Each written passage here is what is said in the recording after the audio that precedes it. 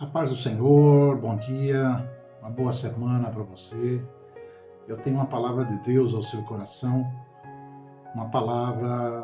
eu quero nessa oportunidade falar um pouquinho sobre tempo e vida.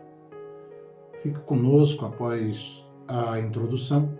Eu tenho uma palavra de Deus ao seu coração. Se inscreva no canal, compartilhe essa palavra com alguém e seja abençoado em nome de Jesus.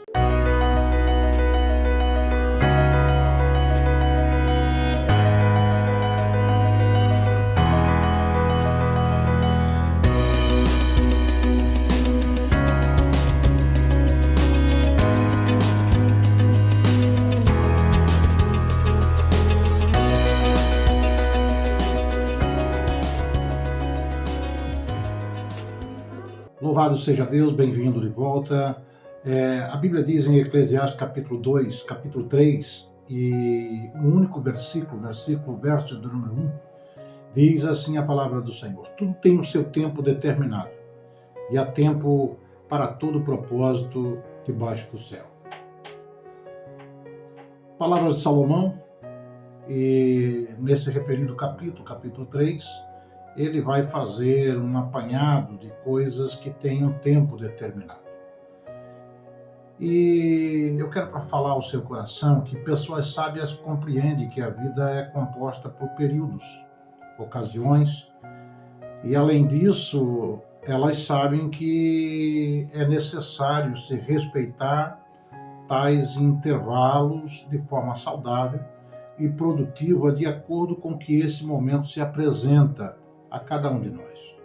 Já os tolos acreditam que não precisam respeitar os períodos da vida e acham que pode simplesmente atropelar ocasiões ou, como dizem, pular etapas, mas não podem. E como não entendem isso, vivem as suas vidas de modo atrapalhado em vários aspectos.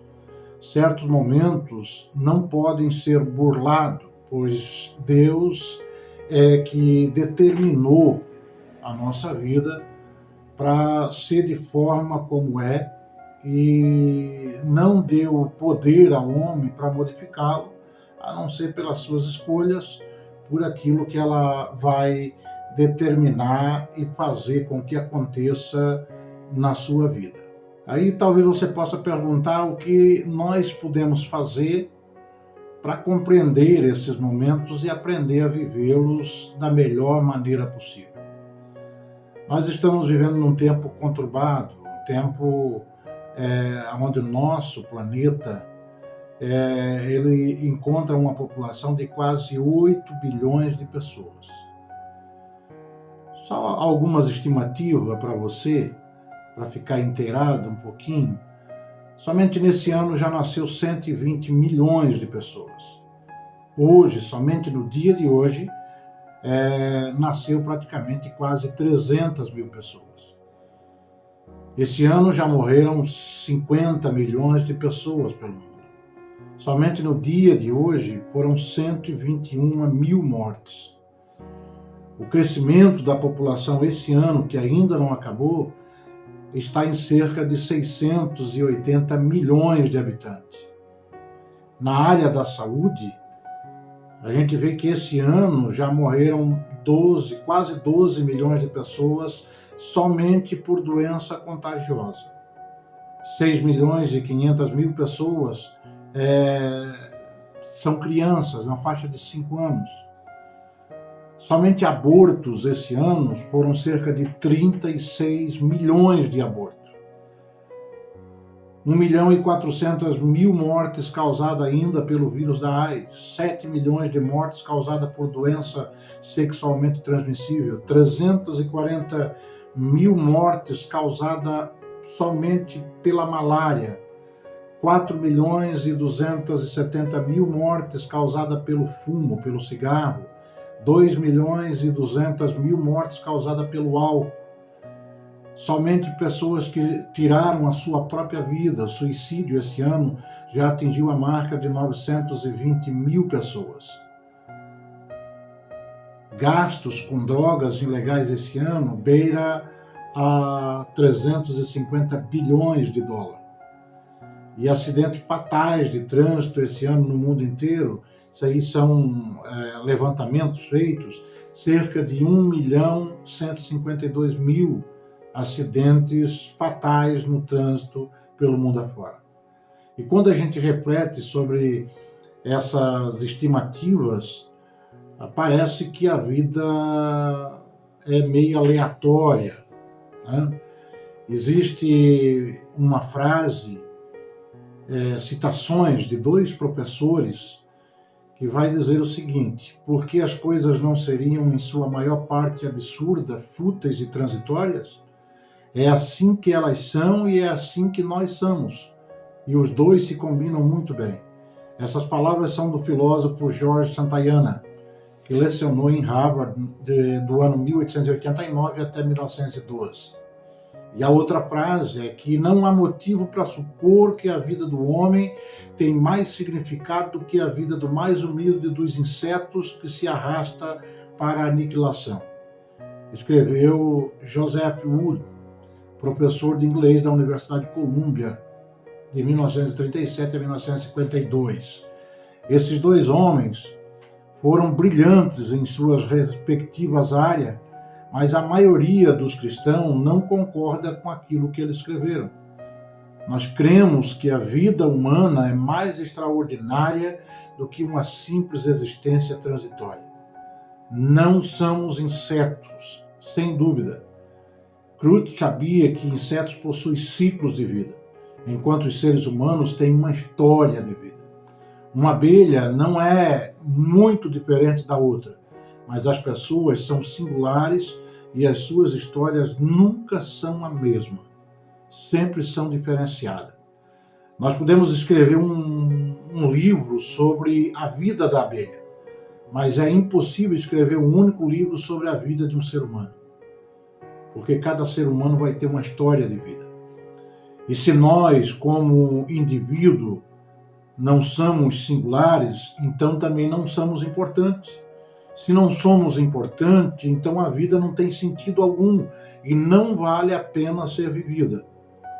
Nós podemos muito bem seguir a filosofia epicurista, que dizia: comamos e bebamos, como diz os leprosos lá na passagem de Eliseu, 2 Reis. Comamos e bebamos, pois amanhã nós vamos morrer. Os epicuristas, eles acreditavam que a vida era viver o momento, viver o hoje. E Salomão vai apresentar pelo menos 4 argumentos que comprovam que a vida não é nada além de uma tentativa de agarrar bolhas de sabão que estouraram e correr atrás do vento. O seu primeiro argumento é que a vida é monótona. E ele analisa a vida em Eclesiastes capítulo 3, do 1 até capítulo 5, o verso 9. E descobre que é preciso considerar 4 fatores antes de dizer que a vida é monótona e sem sentido. Em primeiro lugar, Salomão vê algo acima do ser humano, um Deus que está no controle do tempo e que vai equilibrar as experiências de vida. Em segundo lugar, Salomão vê algo dentro do ser humano que o une a Deus, que é uma eternidade através do seu espírito, da sua alma. Em terceiro lugar, Salomão vai ver algo adiante do ser humano, a certeza que nós somos finitos, que nós temos uma morte esperando por nós enquanto estamos nesse corpo. E por fim, e por último lugar, Salomão vê algo ao redor do ser humano, os problemas e os fardos dessa vida que vem para todo mundo. Assim, o pregador pede aos seus ouvintes que olhem para o alto, que olhem para dentro, que olhem para frente e olhem também ao seu redor e considerem o tempo, a eternidade, a morte e também o sofrimento. Esses são 4 fatores que Deus usa para evitar que a vida se torne monótona e sem sentido. E eu quero falar aqui pelo menos de 3 fatores desses. Olhar para o alto. porque Deus ordena o tempo. Salomão vai dizer a partir do verso 1, tudo tem o seu tempo determinado, há tempo de nascer, tempo de morrer, tempo de plantar, tempo de arrancar o que se plantou, tempo de matar, tempo de curar, tempo de derrubar e tempo de edificar, tempo de chorar e tempo de rir, tempo de prantear e tempo de dançar, tempo de espalhar pedras e tempo de ajuntar pedras, tempo de abraçar e tempo de afastar-se de abraçar, tempo de buscar, tempo de perder, tempo de guardar e tempo de lançar fora, tempo de rasgar e tempo de coser, tempo de estar calado, tempo de falar, tempo de amar e tempo de odiar, tempo de guerra e tempo de paz. E não é preciso ser filósofo para saber que os tempos e conhecer os tempos e também as estações. Isso é uma parte normal da vida, onde quer que a pessoa se encontre. Se as leis naturais determinadas por Deus não fossem confiáveis, a ciência e a vida diária seriam caóticas, para não dizer quase impossível. E não apenas esse mundo possui tempos e estações, como também há uma providência que prevalece em nossas vidas. Desde antes do nosso nascimento até o momento da nossa morte, Deus está realizando o seu propósito em nós, mesmo que nem sempre nós sejamos capazes de entender o que está ocorrendo na nossa vida. Salomão afirma em 16 declarações que Deus trabalha na vida de cada indivíduo, procurando realizar a sua vontade. Todos esses acontecimentos vêm de Deus e são bons no seu devido tempo. A maioria dessas declarações é fácil de compreender, de modo que nós vamos tratar apenas daquelas que precisam de uma explicação mais específica. A declaração 1 e 2, nascer e morrer, coisa como aborto, controle de natalidade, eutanásia, uso de espermatozoide de óvulos de desconhecido para fertilização in vitro, dão a impressão que o ser humano está no controle do nascimento e também no controle da morte. Mas Salomão, ele afirma exatamente o oposto. O nascimento e a morte não são contingências humanas, mas sim determinações divinas, pois Deus é quem está no controle de tudo. O Salmo 139, do versos 13 ao 16, vai afirmar que nós fomos tecidos por Deus no ventre da nossa mãe, de tal modo que a nossa estrutura genética é perfeita para aquilo que Ele tem preparado para fazermos. Podemos apressar a morte com nossa insensatez, a nossa falta de sabedoria, mas não podemos evitá-la quando chegar a hora, a menos que Deus assim o deseje. A Bíblia vai dizer no Salmo 139, Isaías 38, que o nosso nome foi escrito, todos os dias da nossa vida foram escritos no livro do Senhor. A declaração 3 e 4, plantar e arrancar. Como um povo rural, os israelitas davam grande valor às estações do ano. Na verdade, o seu calendário religioso se baseava no ano agrícola. Os homens podiam arar e semear, mas somente Deus podia fazer a lavoura crescer. Paulo vai falar sobre isso aí, fazendo uma aplicação para a igreja. Arrancar pode ser uma referência à remoção das plantas improdutivas. Um bom agricultor sabe que a natureza só trabalha em seu favor se ele trabalhar junto com ela.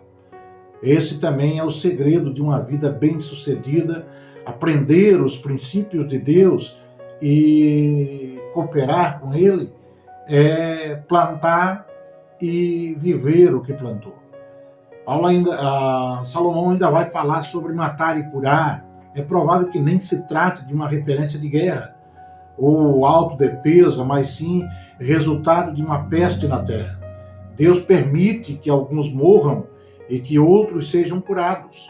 Isso não significa que devemos recusar cuidados médicos, pois Deus pode usar os meios humanos e também os milagres para realizar os seus propósitos na minha e também na tua vida.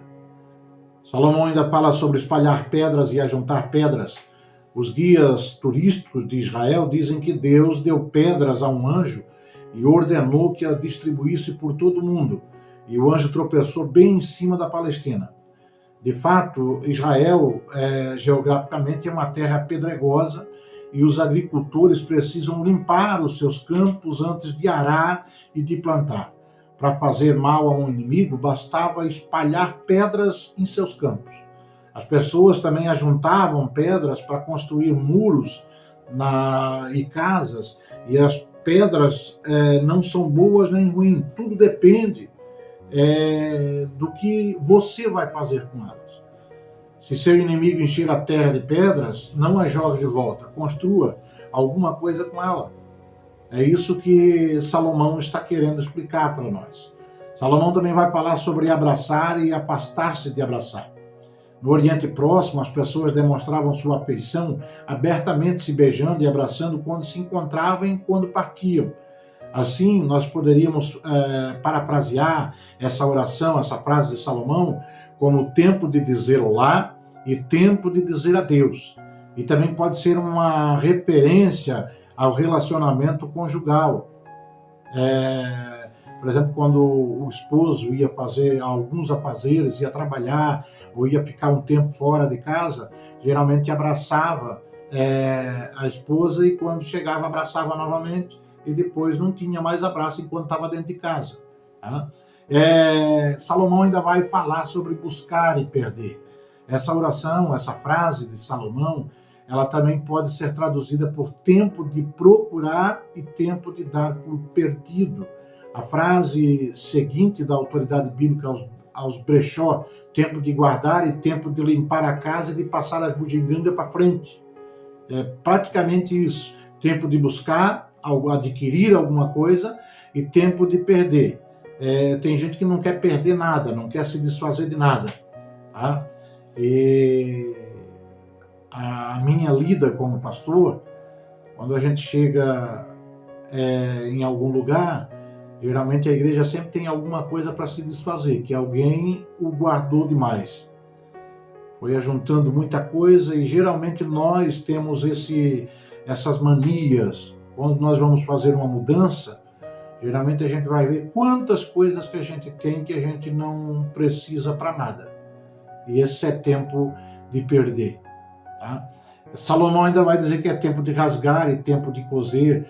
Vai tratar-se provavelmente de uma referência aos costumes dos israelitas de rasgar as vestes em ocasiões de lutos ou arrependimentos. Em 1 Tessalonicenses 4, 13 a 18, Deus espera que nós entristeçamos ao perder entes queridos, mas que não o façamos com os incrédulos. Chega um momento em que devemos pegar linha e agulhas e começar a remendar o que é preciso remendar. Salomão ainda vai falar sobre amar e aborrecer. Deus permite que o seu povo sinta ódio? O fato da frase seguinte mencionar guerra e paz indica que talvez Salomão estivesse pensando mais especificamente em sua nação. Porém, há certas coisas que até os cristãos devem aborrecer. A vida é parecida com um medicamento. Se tomarmos em separado os ingredientes, pode ser letais, mas se devidamente misturado, vai promover cura e, em sua soberania, Deus está no controle e tem um tempo determinado e um propósito para todas as coisas. Não se trata de fatalismo, nem de uma ideia que nos priva da nossa liberdade e responsabilidade. Trata-se de providência sábia de um pai amoroso que não erra e promete tudo para cooperar para o bem da minha e da tua vida. Então, tem coisas que você vai se aborrecer. Biblicamente, algumas coisas estão corretas, mas que você aprenda a viver a sua vida, aproveitar os tempos determinados e saber que Deus está no controle de todas as coisas. Salomão ainda nos diz, além de olhar para o alto, olhar para dentro de nós. A eternidade que está no nosso coração. Do verso 9 até o 14 ele vai dizer que proveito tem o trabalhador naquilo em que trabalha. Tenho visto o trabalho que Deus deu ao Filho dos Homens para com ele os exercitar. Tudo fez formoso em seu tempo, também pôs o mundo no coração do homem, sem que este possa descobrir a obra que Deus fez desde o princípio até o fim. Já tem entendido que não há coisa melhor para eles do que alegrar-se e fazer bem na sua vida. E também que todo homem coma e beba, e goze do bem de todo o seu trabalho, isto é dom de Deus.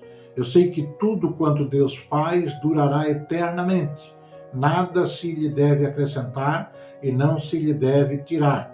E isso faz Deus para que haja temor diante dele.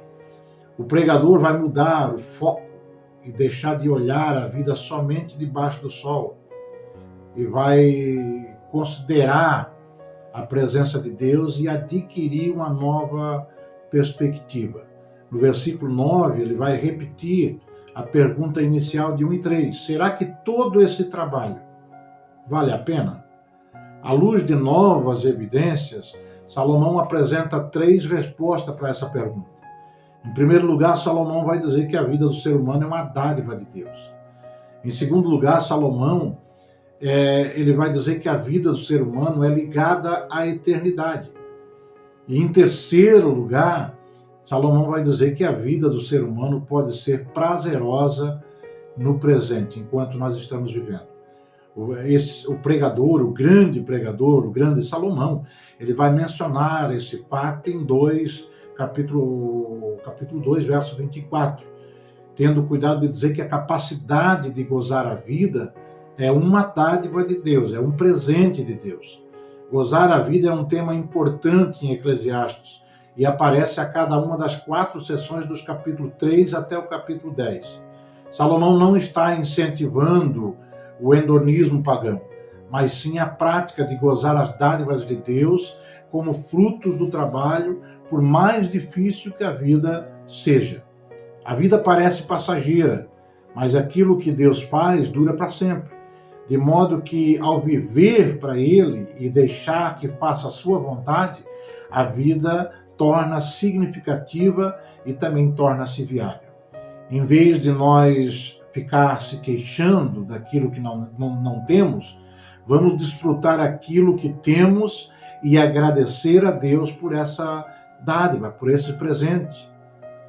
Quando o conhecido pregador inglês metodista William Sangster descobriu que tinha atrofia muscular progressiva e que não havia cura para sua enfermidade, ele tomou 4 propósitos na sua vida e manteve até o fim da sua vida. Primeiro, que ele disse que ele não iria se queixar. Em segundo, ele disse que iria manter o lar dele alegre. Em terceiro, ele só iria contar as bênçãos. E em quarto, ele iria tentar transformar todo esse mal que estava nele em benefício para as pessoas que estavam rodeando ele. Essa é a abordagem da vida que Salomão deseja que eu e você usemos. Porém, nós devemos observar que Salomão não está dizendo não se preocupa, sorria. O rei não está promovendo a fé na fé, mas sim a fé no Deus que você serve. O valor da fé refere-se ao valor do seu objeto. E o maior objeto da fé é o Senhor. Ele é digno de toda a confiança nossa para com Ele. Como é possível a vida ser monótona e sem sentido quando Deus nos fez parte do seu plano eterno? Nós não somos insensatos ou insetos insignificantes, né? Pessoas sem sabedoria. Nós somos sábios. E nós temos um valor enorme para o nosso Deus. Se cremos em Jesus, nós somos filhos de Deus. E estamos sendo preparados para uma eternidade, um lar, uma morada com o Senhor. Nas palavras do pastor puritano Thomas Watson, para os piedosos, a eternidade é um dia na qual o sol nunca se põe. Para os perversos, é uma noite na qual o sol nunca nasce. A atitude correta é temer ao Senhor. Está lá no verso 14. Não como um escravo que se encolhe de medo diante do seu senhor cruel, mas sim como um filho obediente que se submete ao Pai que o ama. Se tememos a Deus, nós não precisamos ter medo de coisa alguma, pois Ele está no controle de todas as coisas. Salomão, além de falar para mim e para você que nós devemos olhar para o alto, para o nosso Deus, nós devemos olhar para dentro de nós, para a eternidade que há dentro de nós, ele manda nós olharmos também adiante, que a morte é certa para todos nós. Salomão vai dizer, o que é, já foi, e o que há de ser também já foi. E Deus pede conta do que passou. Vi mais debaixo do sol que no lugar do juízo havia impiedade, e no lugar da justiça havia iniquidade. Eu disse no meu coração, Deus julgará o justo e o ímpio, porque há um tempo para todo propósito e para toda vida. Disse eu no meu coração, quanto à condição dos filhos dos homens, que Deus os provaria para que assim pudessem ver que são em si mesmo como os animais. Porque o que sucede aos filhos dos homens, isso mesmo também sucede aos animais. E lhes sucede a mesma coisa, como morre um, assim morre o outro. E todos têm o mesmo fôlego. E a vantagem dos homens sobre os animais não é nenhuma, porque todos são vaidades. Todos vão para um lugar, todos foram feitos do pó e todos voltarão para o pó. Quem sabe que o fôlego do homem vai para cima e que o fôlego dos animais vai para baixo da terra? Assim que tenho visto que não há coisa melhor do que alegrar-se o homem nas suas obras, porque essa é a sua porção. Pois quem o fará voltar para ver o que será depois dele? Vida, morte, tempo, eternidade, todos são ingredientes que constituem a nossa breve existência nesse mundo e que não deve ser ignorada. O versículo 15 vai nos trazer à memória o capítulo 1, do verso 9 até o 11, e garante que Deus está no controle do ciclo da vida. O passado parece se repetir, de modo que nada, pois, há de novo debaixo do sol. Mas Deus pode entrar na história e fazer o que lhe parecer melhor. Seus muitos milagres são prova de que o ciclo é um padrão e não uma prisão. O seu próprio Filho entrou na existência humana por meio de nascimento miraculoso. Então, ele morreu na cruz, ressuscitou, conquistando desse modo o ciclo da vida e também da morte. Pelo fato de Cristo ter rompido esse círculo vicioso, pode nos tornar parte de uma nova criação que supera o tempo e também supera a morte. Salomão, ele vai acrescentar outra ideia, que Deus fará renovar-se aquilo que já passou. Os estudiosos, eles não apresentam um consenso quanto à tradução dessa frase. Literalmente, o original vai dizer, Deus busca aquilo que passa rapidamente. Ao que parece, Salomão diz que o tempo passa rapidamente e foge de nós. Mas Deus o acompanha e nos últimos dias pedirá que prestemos conta daquilo que nós fizemos com o nosso tempo. E isso vai se encaixar no versículo 16 e 17, em que Salomão vai testemunhar as injustiças da sua época e se pergunta por que o julgamento divino não vem logo. Como é possível Deus estar no controle quando há tanta perversidade em nosso mundo? Quando os ímpios prosperam em seu pecado e o justo sofre na sua obediência? Salomão não foi o primeiro a fazer essa pergunta e nem vai ser o último. Com certeza, eu ou você já fizemos. Porém, uma vez se consolou com duas certezas, Salomão. Ele se consolou que Deus tem o tempo para todas as coisas e que Deus está cumprindo os seus propósitos eternos enquanto nós estamos aqui vivendo. Sem dúvida, Deus julgará quando a história terminar, Deus vai julgar aqueles que precisam ser julgados. E Deus, aliás, alguns já estão sendo julgados pela semeadura, pela semente que se lança na terra, já estão sendo julgados na sua própria vida e depois, no final, ainda vão passar para o julgamento final. Deus prova os seres humanos com as experiências da vida. Revela a verdadeira natureza do ser humano. Ele está constantemente peneirando a humanidade. Isso porque quando o homem deixa Deus de fora da sua vida, torna-se semelhante a um animal. E ele vive como um animal e vai morrer como um animal. Devemos ter cuidado para não interpretar incorretamente os versículos 19 e 20 e chegar à conclusão equivocada de que não existe diferença alguma entre os seres humanos e também os animais. Salomão está apenas ressaltando que os homens e os animais têm duas coisas em comum: ambos morrem e o corpo de ambos voltam ao pó. Uma vez que foi feita a imagem de Deus, o ser humano tem uma vantagem indiscutível sobre os animais no que se refere à vida, mas no que se refere à morte também. O homem não tem qualquer vantagem. Como os animais, ele também se transforma em pó, em vida. A não ser pelas suas escolhas, sabedoria, discernimento, a razão, o homem vai ser mais abençoado. Mas no constante a morte, é evidente que as pessoas salvas pela fé em Cristo Jesus, um dia serão ressurretas e receberão um corpo glorificado próprio para o seu lar celestial. A Bíblia diz que a morte ocorre quando o espírito deixa o corpo, no versículo 21. Salomão mostra que os seres humanos e os animais não experimentam a morte da mesma forma, apesar de ambos voltarem ao pó depois que morrem. O espírito do ser humano vai para Deus, enquanto o espírito dos animais simplesmente deixam de existir. Encontramos contraste semelhante no Salmo de número 49.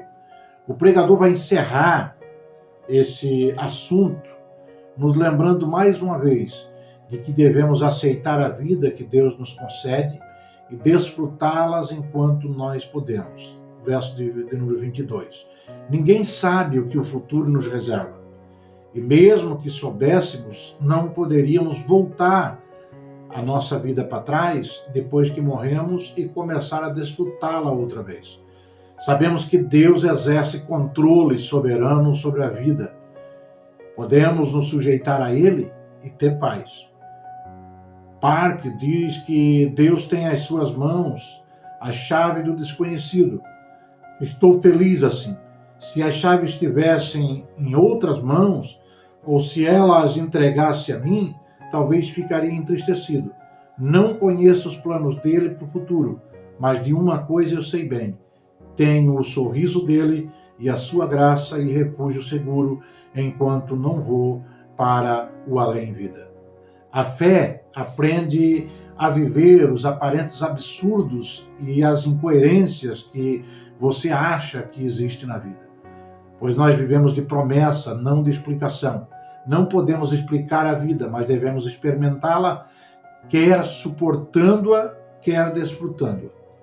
Salomão nos convida a aceitar a vida e desfrutá-la e a não ficarmos entristecidos, mas nos contentarmos com a nossa vida. Não devemos jamais nos contentar conosco mesmo, mas devemos sim nos contentar que o nosso Deus nos dá nessa vida e nos prepara as bênçãos para o tempo determinado. Se crescemos o nosso caráter e tivermos temor no Senhor, e se vivermos pela fé, seremos capazes de dizer como Paulo falou, porque aprendi a viver contente em toda e qualquer situação. Por isso que Paulo falou, tudo posso naquele que me fortalece. Uma boa semana para você, debaixo da bênção do Senhor. Fique com essa palavra ao seu coração, aprenda a guardar essa palavra no coração e viva debaixo do cuidado e da bênção do Senhor. Uma boa semana a todos, que Deus vos abençoe.